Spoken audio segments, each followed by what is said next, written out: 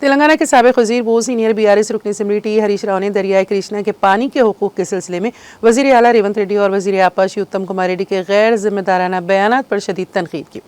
انہوں نے کہا کہ ان کے متضاد بیانات لا علمی اور سیاسی سمجھوتے تلنگانہ کے معاملے کو کرشنا واٹر ڈسپورٹس ٹریبیونل میں کمزور کر رہی ہیں۔ ہریش راؤ نے اتم کمار ریڈی کے دعووں کی تردید کرتے ہوئے حکومت کے موقف میں واضح تضادات کی نشاندہی کی۔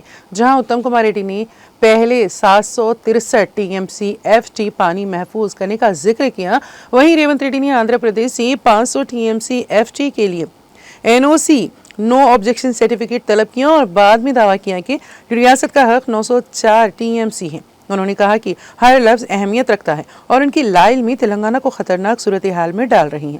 انہوں نے کانگریس پر الزام عائد کیا ہے کہ ریاست کے قیام سے پہلے تلنگانہ اور آندھرا پردیش کے درمیان 512.299 TMC FT کے تناسب پر رضامندی دے کر تاریخی غداری کی گئی، جس سے تلنگانہ کا حصہ کم کر دیا گیا۔